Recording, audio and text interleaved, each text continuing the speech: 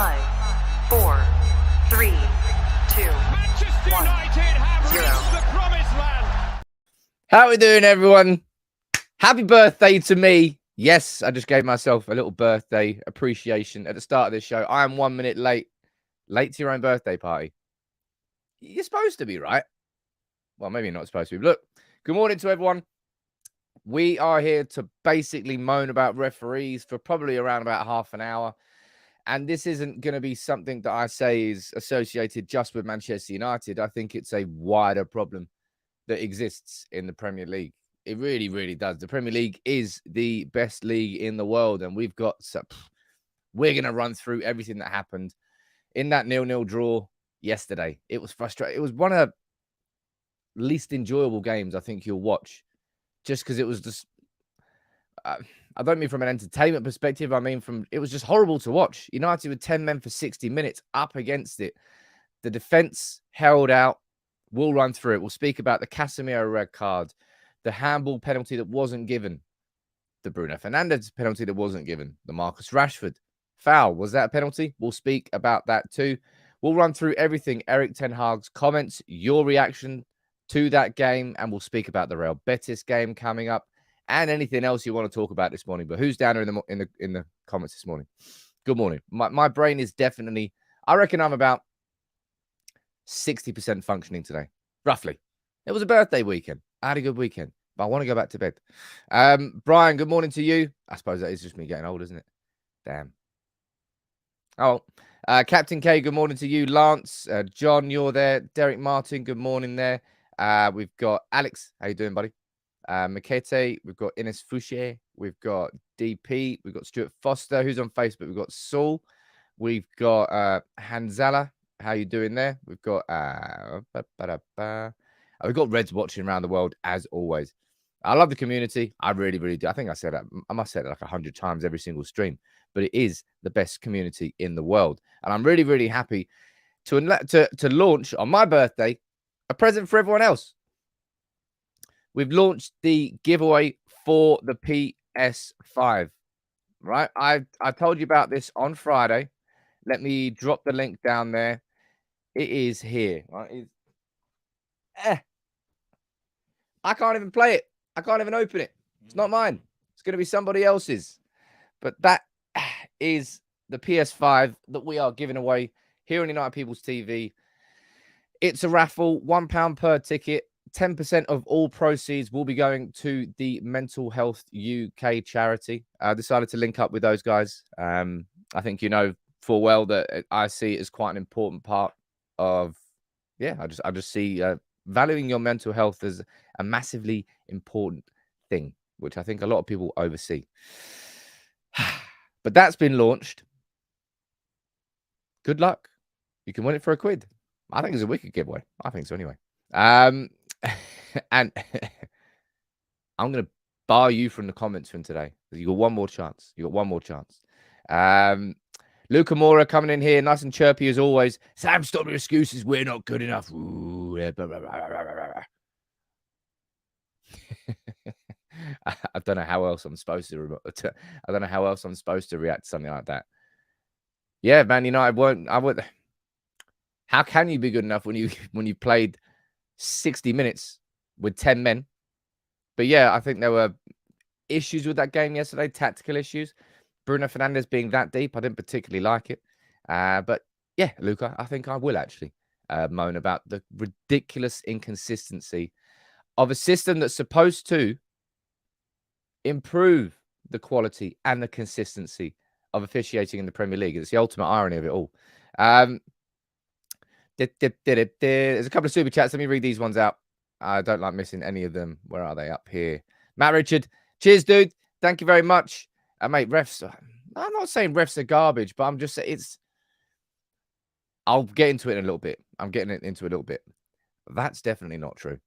Julie, happy birthday. 1 minute 1 minute late is okay. I hope it's all right. I hope you'll let me off. Spence, thank you very much, dude. Thank you very much to everybody.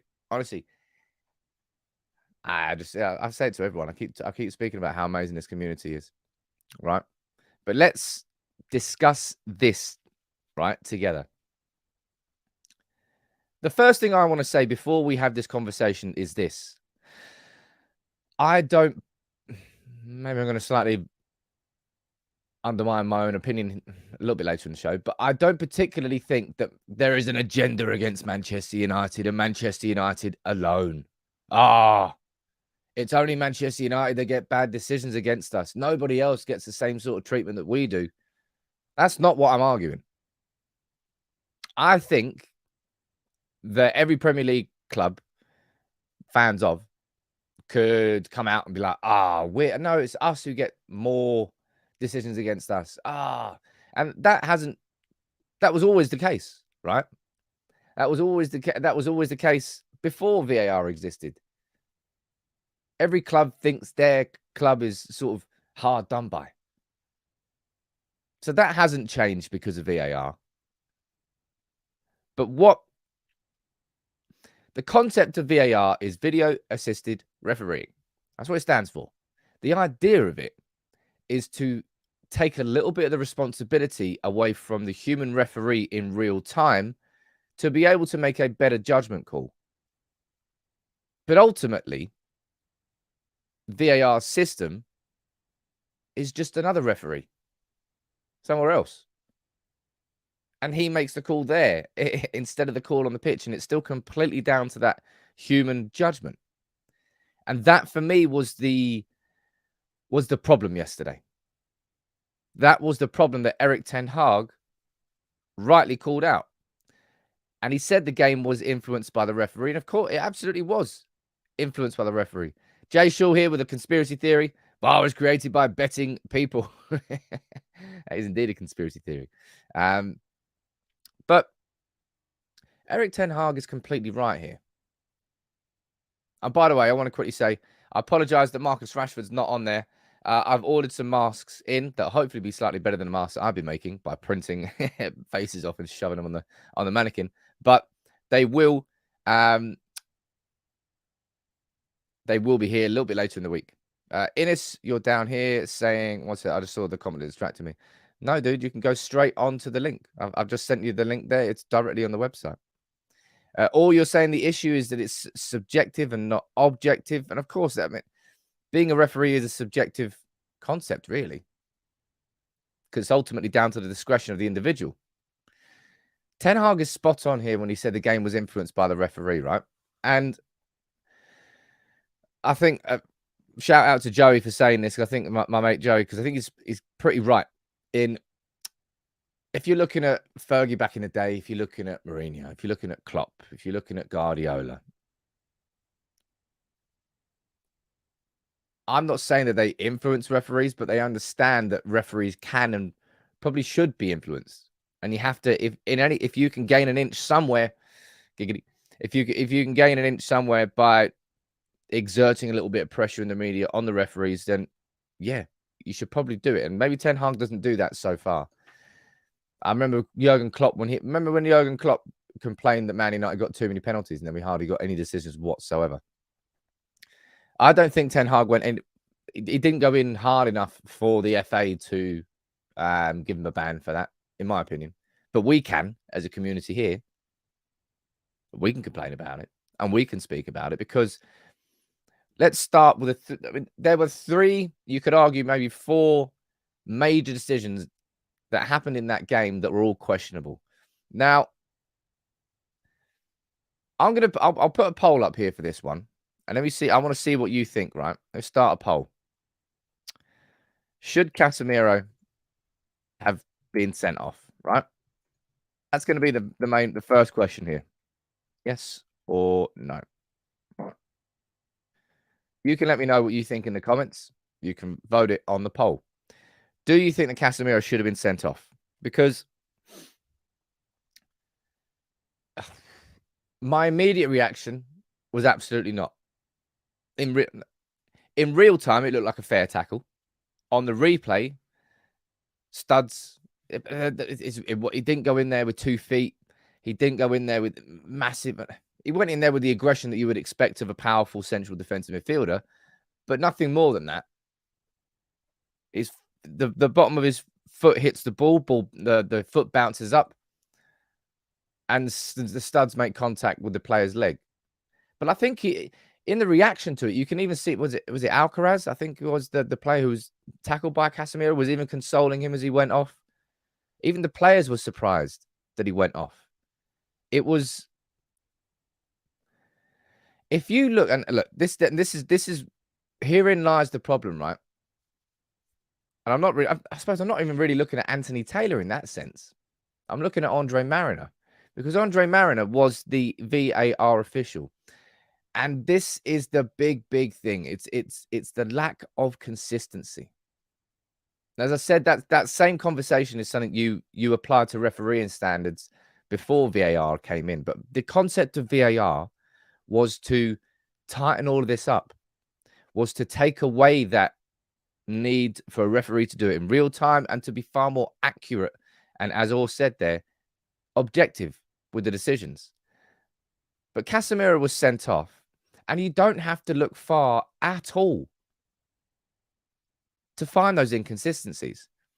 Because it was only the day before in the Premier League when Andre Mariner, who was on VAR, decided that that wasn't a red card in the game between Leicester and Chelsea.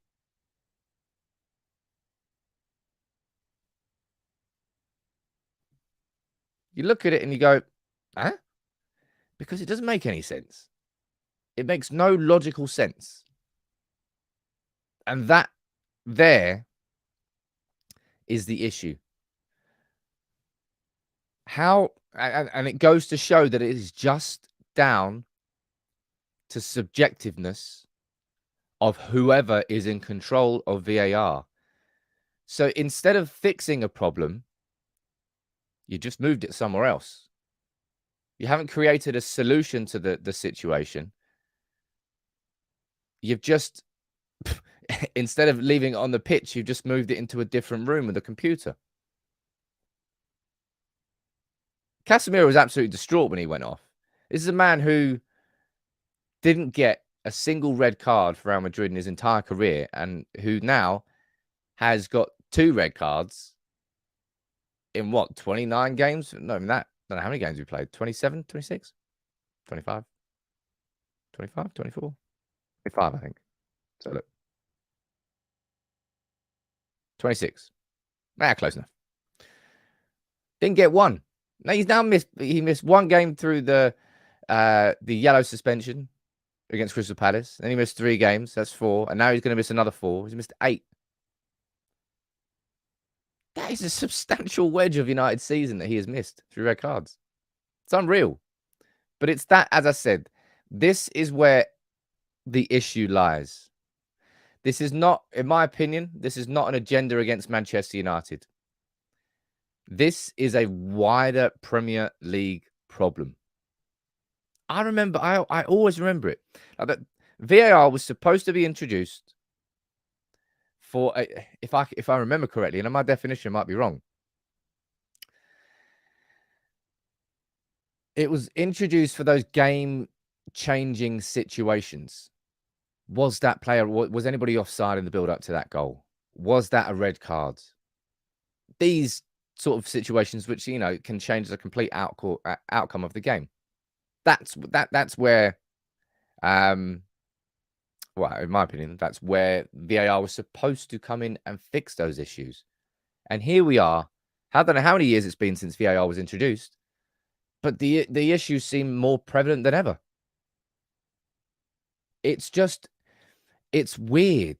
It's really, there is no, there you go, clear and obvious areas, there you go. But there's no logic to it. It doesn't make any sense. And as I said, you don't have to look far at all. You just have to look the day before for a situation where you go, how on earth can Casemiro get sent off for that? And I don't even know if that was a yellow card, let alone a red card. And that happened the day before. And it was the exact same man sat there on VAR duties. Now, Casemiro is going to miss these games.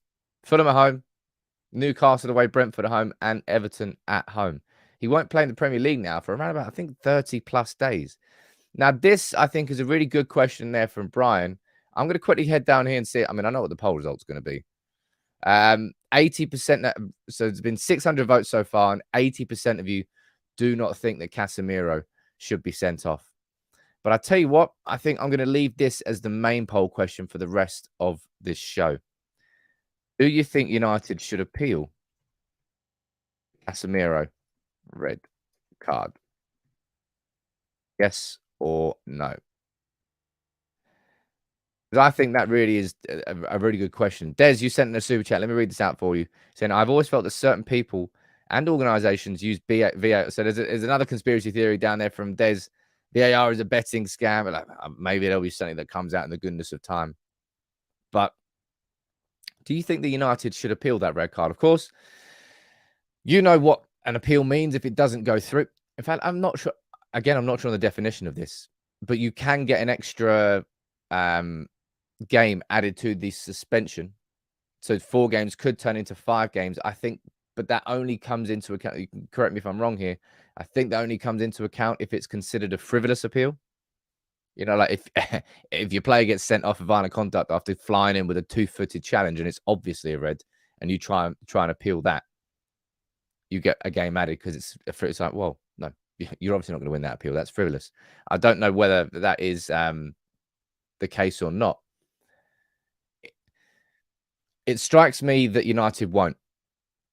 And look, as much as I don't think that Casemiro should have been sent off, he gave them the ability to have a conversation about it.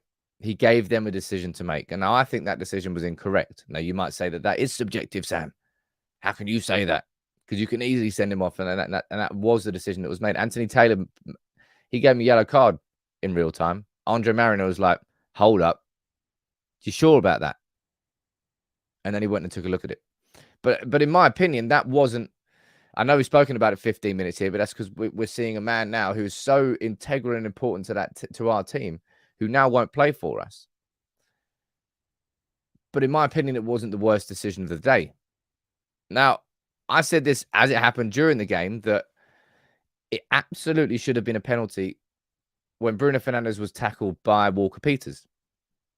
Bruno had his body between the ball and the player. He went through Bruno, got the ball with a great tackle, but went through Bruno first. I thought that should have been a penalty. Some people disagree on that. However, right, this here is staggering. This here is the biggest problem from that game yesterday. That Casemiro one, if you wanted to, I think you could get into a debate. Either way. The Bruno Fernandes one, I think you could get into a debate. Either way. This one here, there is no debate. There is absolutely zero debate as to whether or not that is a penalty. The ball crossed from Marcus Rashford, about to drop to the foot of Wout Weghorst. The ball just strikes the South. I can't remember the Southampton player's name. It strikes his arm. Strikes nothing but his arm. Hits his arm first. And the worst part of it, well, there's two bad parts of it. Number one, look at the line of view from Anthony Taylor, right? There he is at the bottom. He's what?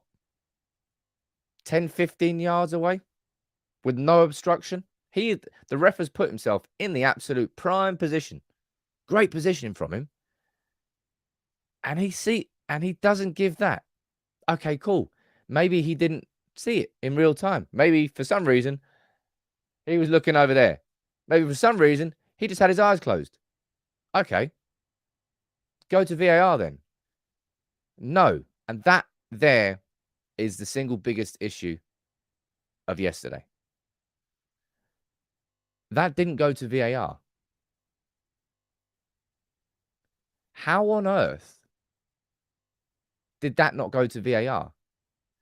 And this is the thing. I honestly don't actually understand what the process in the system is. So maybe I've got to do some research into it. But anybody down there, if you know the answer, can you let me know? How did that not go to VAR? You're talking if VAR was introduced to look at clear and obvious errors, you're looking at a clear and obvious error. If that's not given as a penalty, then it's a clear and obvious error. Who decides whether it goes to VAR or not?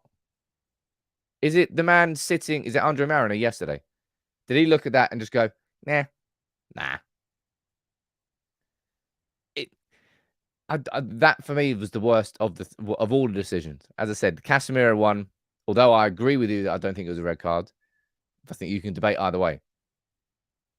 Bruno one, same. And even in real time, I'll be completely honest, I didn't think that the Rashford one was a penalty as I watched it in real time, simply because the ball was really gone. Like, he was down towards the byline, the ball was going off, and I didn't really care too much about it. Then when you watch the replay, you can see that, I mean, the touch is minimal, but the touch exists. And what that touch does, it knocks Rashford's left leg a little bit behind him. He trips himself up because Bazunu has come sliding out. It's very, very minimal. Very, very minimal. But when you're running at speed like that and somebody affects the line of your leg going for, you're going to clip yourself. But I don't think that's this is the focus of what Erik ten Hag is saying here. In fact, no, if he's talking about how the referee influenced the game, it was Casemiro getting sent off. But this is where the scrutiny needs to lie. Oh, not that one. Sorry. This is where the scrutiny needs to lie. And this is where United have to focus on. No, not focus on, but there has to be... Look, every single Premier League footballer, every Premier League manager, they're all subject to intense scrutiny. Public-facing scrutiny.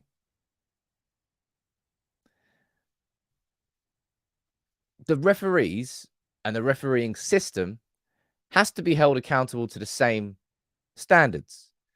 Now, I can't remember the name. Was it Lee? I don't know. There's a referee called Lee. Can't remember his second name. The one who missed the penalty. Was it a penalty against? No, it was drew the lines of VAR wrong or so. And how Webb then sacked him from the Premier League.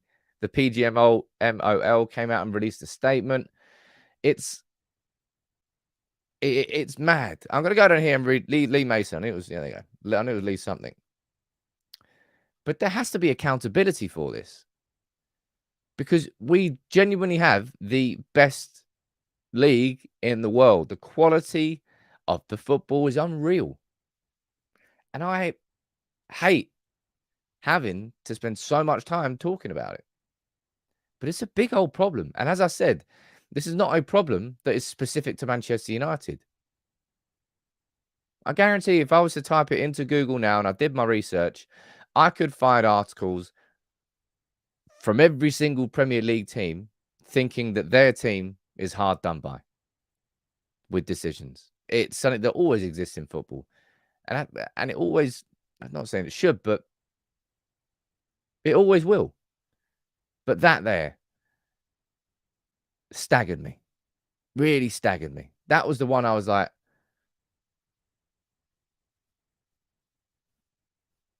how is that not given as a penalty?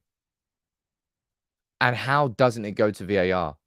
And why doesn't it go to VAR? That's the biggest question after all of this. If I'm Erik ten Hag, that's what I would be sending to the PGMOL.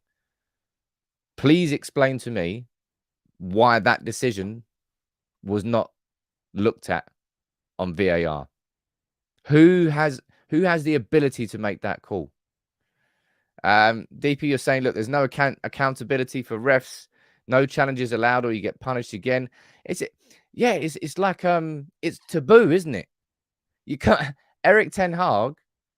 We've now got to genuinely be worried about Erik ten Hag maybe getting a touchline ban because he said the game was influenced by the referee.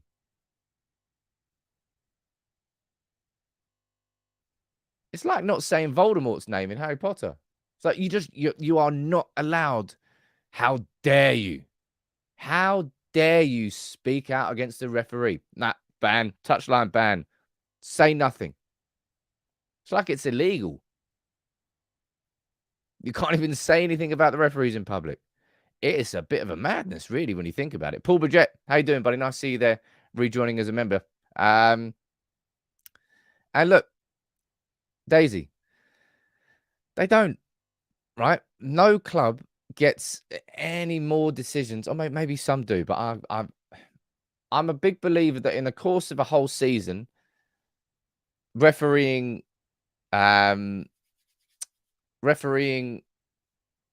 decisions kind of balance themselves out. And they kind of do.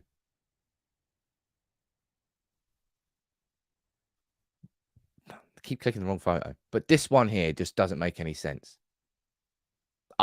Maybe I need to understand the rules a bit more about VAR, but it made no sense that didn't go to a VAR decision.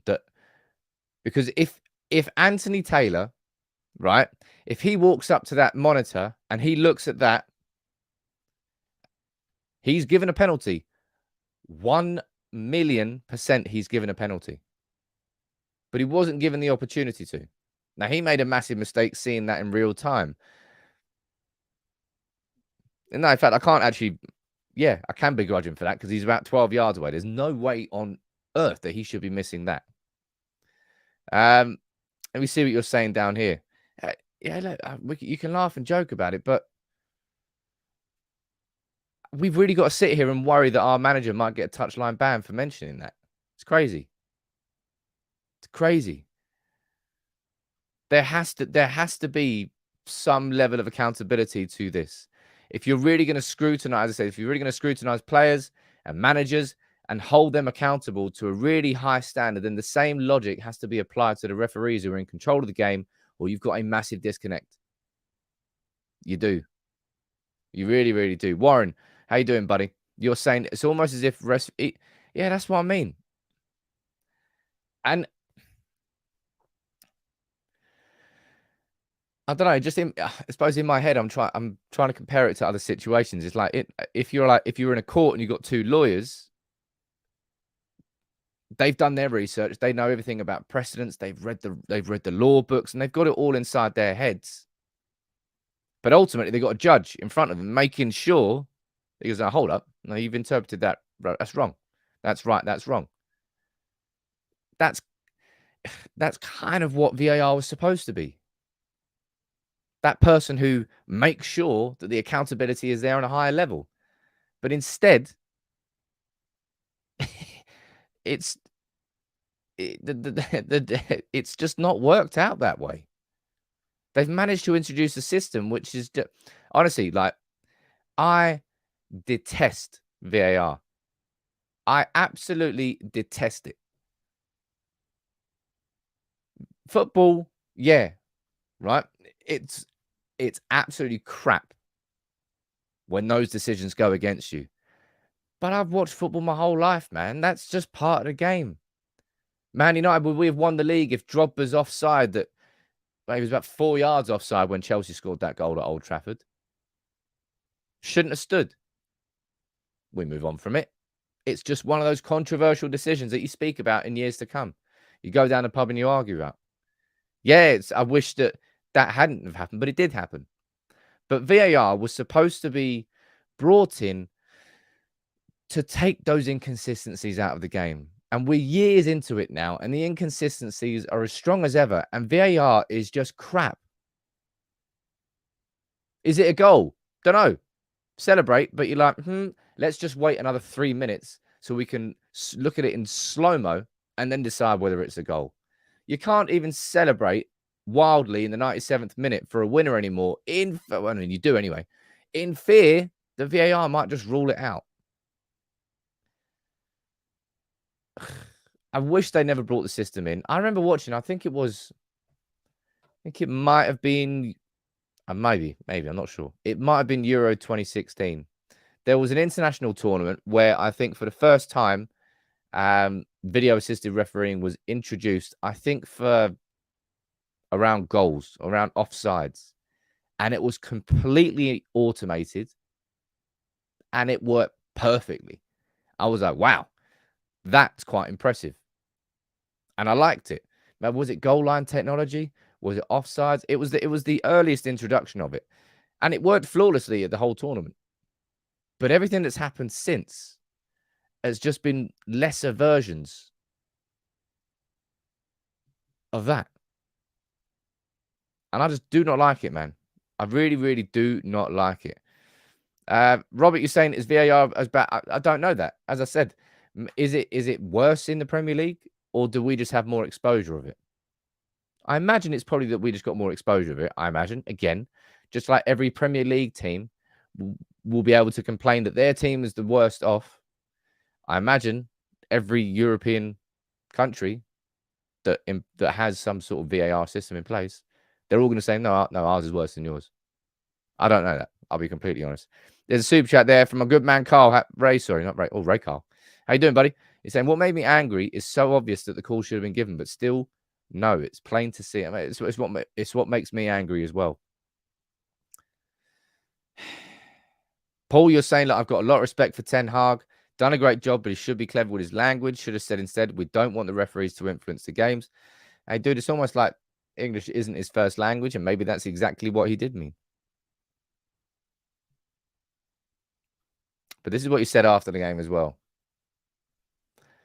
He was asked whether United should have been awarded a penalty, and he didn't exactly sit on the fence with this one. He goes, absolutely, definitely. There is no doubt. I do not understand why VAR is not interrupting because they did previously. And that is it there. That is it in a nutshell. This isn't me saying that Manchester United are worse off than any other club. But I think football is worse off in general because of VAR. Every single team is suffering as a consequence of it. And it doesn't help the game. It doesn't make the game better. It doesn't make the game more entertaining. It slows the game down. It makes the game worse. It doesn't take away the inconsistencies. What is the point of having it at all? Now, if we've come this far down and it's been there for that many years, I imagine they're just going to stay pretty stubborn to it and hold on to it and keep it going. But what is the point? What is the point? That's what I think. Parthib, you're saying as much as super chat there, as much as I would love to be proved wrong here, I think United are undergoing a dip in form and there will be more defeats and draws down the road. Okay. I mean, you might be proven right. You might be proven wrong, but are United undergoing a dip of form? Yeah, I think we are a little bit. I think post the cup final, I think Manchester United have had a dip in form because I told you that. I said it before the game that felt like almost felt like the crescendo of our season. Because we're going for the top four. Don't think the players ever believed really, truly that we were in a title race, and I don't think we ever were. We were there just kind of on the edge. But after that cup final, I don't think that we have been as good as we were prior to it. And I'm not just talking about the results. I'm talking also about the performances. Who remembers Carragher on Nani and only a yellow card? Geez, don't mention Nani and referees. I get PTSD thinking about that Real Madrid game in the Champions League, Fergie's last European game. As I said, I'm going to slightly undermine, and I'm going to be a little bit of a hypocrite here in saying that Manchester United don't get any worse treatment than anybody else. But I just get a little bit of a feeling that Manchester United do you remember the scrutiny that, geez, you want to talk about scrutiny? Do you remember what happened for like 3 days after that decision was given? That goal that United scored against City, was it Bruno scored it? Rashford, was it? Blah, blah, blah. Was he offside? Wasn't he offside? 3 days. There was videos, conversations, arguments, everything. Man United cheated, blah, blah, blah, blah, blah, blah, blah. The level of scrutiny after that was absolutely mad. And it really does feel that since then, referees, whether it's conscious, whether it's subconscious at the back of the mind, when it comes to marginal decisions against Manchester United, it might just be safer not to give it to them. Can't be asked to deal with the scrutiny. Lee Mason just lost his job because he got a decision wrong. But these referees should be fearing that because they need to have that accountability. They really, really do. A super chat there from the good man, Brian. How you doing, buddy? You saying, woo, caught a stream live before I leave for work. I'm going to listen on my commute, mate. Hope you have a good commute to work. Big up to you. Thank you very much for the super chat, as always. Rinky Dink. Could you imagine that? An appeal system like tennis and cricket. Team huddle. Let's go to him. Let's bring up the board. It's actually not the worst idea in the world. I think so. I think I've spoken to somebody who's mentioned that before. Let me see what you're saying about whether you think that we should appeal Casemiro's red card. I think it's an interesting poll, this one. It says 1,100 votes so far. Big up to the community, man. I love the engagement. 73% of you think that United should appeal it, with only 27% of you thinking not. Now, I don't think United, as I said, I don't think Manchester United would, again, this is an opinion, so I might be wrong, but I don't particularly think that United would get a one game added because it's not a frivolous appeal. But I don't know the definition of how you get a game added. Is it just every failed appeal gets you an extra one? I don't know. I really, really don't know. But it's hard not to fight when a game finishes 0-0, right? And there's no goals to talk about. There's no anything really to talk about other than the controversies that may exist inside that game. That's why we focus so much on that this morning. And as I said, this is not part of an agenda against Manchester United. This is a wider problem of the issues, the massive fundamental issues of VAR that just have not been sorted or resolved, and the problems seem as bad as they've ever been before. And how on earth can you not give a yellow card for that and 24 hours later give a red card for what Casemiro did? It doesn't make logical sense. Sud here, you're saying, I think we should talk about the positives of the game, what character our boys showed. No point discussing the inconsistent refereeing. It's because hate us because they ain't us. I like that. But yeah, I was going to speak about the positives of the game. Another negative from the game, unfortunately, was this lad walking off on crutches from the game. It was a strong tackle from Walker-Peters. In my opinion, it wasn't a penalty. If I saw Martinez making that tackle on somebody else, I'm saying that was a good tackle. But he trapped Garnacho's back foot, I believe it was. He went through. Garnacho went down in some serious pain. Looked like he was crying. I think he should have been taken off immediately right there. He came back on. Maybe it was a little bit of youthful naivety. I've got it, man. I'll run it off. But Erik Ten Hag, in a slightly positive sense, he said this. He took Garnacho off as a precaution, doesn't think his injury is too bad. And I hope it's not. I really, really isn't. I really hope it's not. The good thing, I suppose, is that we've only got 2 games coming up now before we've got a genuine break in football. And I tell you what, I can't wait for there to be a break in football. We've played every 3 days for, what is it, 2 months now? It has been exhausting. Exhausting to cover, let alone actually be one of those players.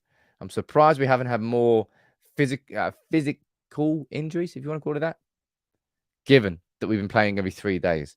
Now, with the game yesterday, it was just mentioned there by, let me get your name again, it was Sud here. And you're right, there were positives from yesterday. And I think the biggest positive was the overall resilience from that team. For 60 minutes, we held out against Southampton, and they had possession. They had a lot of chances. De Gea made a couple of blinding saves. For me, it was this man who was man of the match. Absolutely was Martinez. What an absolute wonderful performance from him yesterday. And in games in this situation, I think it was Southampton away. I remember it. Leicester away. I remember it. Both of those were 1-0s, 1-0 wins. Yesterday as well. Martinez was an absolute monster. Probably the thing I really enjoyed the most about watching Martinez yesterday, I think it happened like 4 times.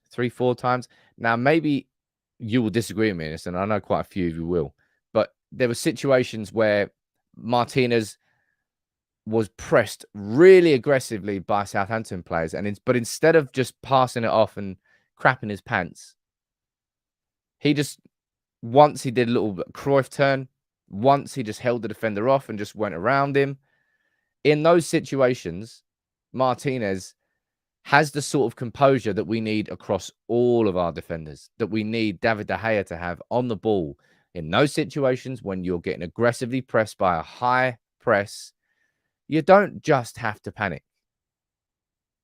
If you're good enough and you're confident enough with the ball at your feet, you can just play around it. You can play through it. And the reason that is so important, the reason that really is so important is because it breaks the whole line of the press. And now all of a sudden, because you've got those Southampton players and they were all pressing, the Southampton pressed pretty well yesterday, I think. It's kind of easier against 10 men because you've got less fear about them hitting on the counter. But if you break that front line of the press, all of a sudden you're going to have space in midfield. What's going to happen then? The defenders and the midfielders are probably going to press up a little bit higher to cover for that extra space. What's that then going to create? It then creates the space further in behind that defense that your team can then expose. Attacking starts from defending. Defending starts in the attack. It's a proper team performance from front to back. And that I really love seeing Martinez do it. Varane can do it too, but he's sort of more of like marauding runs that he does from the back, if he's going to do it anyway, rather than Martinez, he's just calm, man. Like the stats, superb stats from that game yesterday. You don't need the stats to show how good he was, but look at this, man. Completed all of his dribbles, won all of his aerial duels, not bad for a 5'9" man. 88% pass accuracy, won the ball back 9 times, won 4 out of 5 of his ground duels. Look at that. 4 clearances, all of his tackles, all of his it was just a top level performance from him yesterday. And we're going to need to see a top level performances from not Casemiro, but from McTominay. I thought McTominay did okay when he came on yesterday. I thought he played pretty well, in fact. In a game where he's on for 60 minutes and he's pretty much the only defensive-minded player outside of our defense on that pitch, because Bruno was still there, Sancho was still there, Rashford, Anthony, Weghorst. You could say Weghorst has got a little bit in his repertoire. But I love this dude. When the chips are down, when your back's against the wall, who are you going to call? Yeah. Martinez really is that man. Love him. Absolutely love him to bits in those situations. As I said, I'm not comparing it, but I'm saying Southampton away and Leicester away were 2 that really stood out to me because I remember those. Martinez. We need 4 defenders with that level of confidence on the ball. You might say it's too much of a risk to just not to play around that press. No, you should be playing around that press. You should be doing triangles rather than an individual taking it on. But I loved it yesterday. I loved that performance from him yesterday. What else have I got on here? I can't remember who that photo's of. Yeah, and if I'm looking at another positive from yesterday, I'm looking at the fact that Erik Ten Hag, with 20 minutes to go, decided to bring on Alejandro Garnacho and Facundo Pellistri, 2 young wingers with 20 minutes to go. Despite having 10 men, he went for that win. Now, United didn't have enough for that win. Bruno Fernandes, honestly, that save from Bruno was probably, well, I'm sure there'll be other ones that are just as good, but that was one of the best saves in the entire Premier League this season. Just like with the tip of his finger. Steered it onto the post, hits the post right across the goal. No goal. Quite a few of you asking down there about Sabitzer and what his situation is. Well, I think he's missed the last couple of games through injury. We've only got 2 games left now. We've got a 4-1 lead against Betis. Casemiro will clearly be starting that game because he ain't playing against Fulham. And then we've got Fulham in the FA Cup quarter final at Old Trafford. Should be beating Fulham. Arsenal just dismantled them at the weekend. But yeah, I did like the positive of playing Garnacho and Pellistri. At that point, he could have thrown on Maguire and he probably could have thrown on, I don't know, someone else from a defensive perspective. But instead, he went for the win. Might not have got it, but it's a good show of where his mentality is. Even in those situations, go for the win. Shubham, you're saying it's down there. And I imagine quite a few of you will be saying this now. It's not the first time you'll be saying it. Erik Ten Hag has mentioned it before, but we know full well that Ten Hag doesn't think that Martinez has the physical capabilities. And I'm not talking about the fact that he's 5'9". It's just that his game isn't suited to that role. Somebody who definitely is suited to that role is a comment there. Let me quickly read this one out. Glenn, you're asking whether it's time for Kobbie Mainoo. In these situations, look, Kobbie Mainoo has been sat on the bench and he's been third choice behind it's Casemiro and McTominay and then probably Mainoo. Casemiro is now out of that equation for the next 4 games. So we're looking at McTominay and Mainoo. Maybe this is going to be a case where he does get a little bit of an earlier breakthrough than we thought he would. I hope Sabitzer comes back and he regains his fitness and he probably comes in and starts. But let's find out. Let's absolutely find out. Last couple of minutes of the show, I'm going to invite everybody to send in your questions. I want to quickly remind you here, as I will be for a while now, look, there's a couple of ways you can enter. Well, there's actually no, it's all the same way. There's a couple of ways you can get to that page, though. You can see down there, you've got the QR code that will take you to the link tree. On the link tree, you can get an entry, a ticket. A link to get a ticket for the raffle, which is here. It's the biggest giveaway I've done here on United People's TV. It's not really a giveaway per se. It's a competition. And as I said earlier in this show, I haven't actually put that into the promotional video, but 10% of all ticket sales will be going to the Mental Health UK charity. So it's a little bit of a charity donation we do as part of it. But ultimately, at the end of it, one of you lucky people is going to be winning a PS5, maybe for a quid. That is cool, isn't it? I thought it was a nice thing to do, and I want to do more of these cool giveaways, man. Raj, you're saying, chill, Sam, Sabitzer will be back and we'll be fine. Let's find out. I mean, what a time for him to come through. And yeah, I'm with you on this one. I'm with you on this one. I mentioned it before the game on Sunday. I said, look, just play Bruno number 10. But I think what's worse than Bruno playing on the left wing, the way that Bruno plays, you can't open yourself up to the risk of him playing like that in central midfield in a deeper role inside his own half. He plays that sort of football and those risky sorts of passes, which are more forgiving in an attacking position. Because if you do those sorts of passes on the edge of his own box, which he did a couple of times yesterday, all of a sudden, the attacking team is 30 yards away from your goal. And it could be a problem. Play Bruno in the number 10 role. Please, Erik. Even though I think he will be saying, play me wherever you want, boss, I'll do a job. That's what a good, loyal team player will do. But he is far better in the attacking positions. And unfortunately, a little bit too much of a liability for our defense when you play him that deep. I don't think we'll be seeing that again. And Fred was on the bench as well. Strange. But it's just, in my opinion, it's an unnecessary risk. And that's my opinion. Let me see what you're saying down here. John, you're saying thoughts on Sancho. Do you think Erik Ten Hag left him on too long yesterday? I think Sancho, because of Rashford's form, no, Sancho's not got a sniff on that playing left wing, starting left wing anyway, unless Rashford plays through the middle and Weghorst drops to the bench, which again, quite a few of you might argue. I think Sancho is learning. He's basically learning a new position, isn't he? He's playing in the number 10 role. He's never really played there before. Well, not for United anyway. I'm not sure whether I'm going to massively criticise Sancho for his performance yesterday.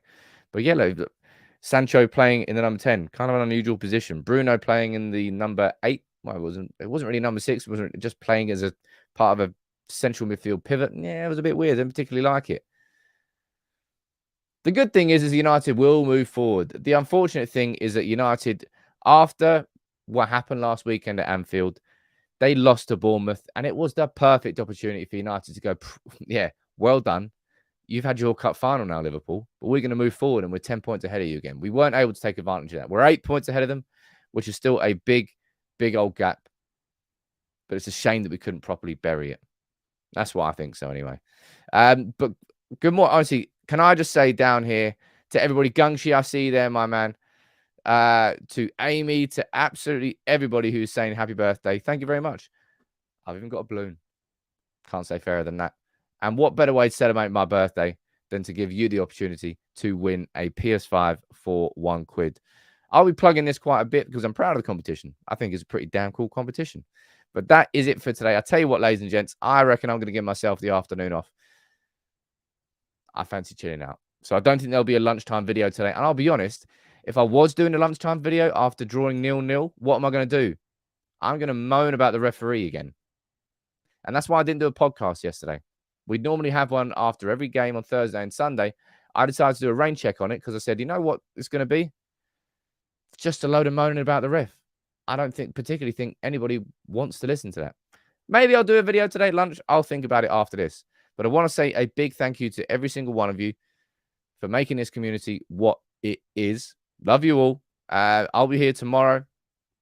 We'll then look ahead towards Real Betis. Everything like that. But big up to every single one of you. And I'll see you tomorrow.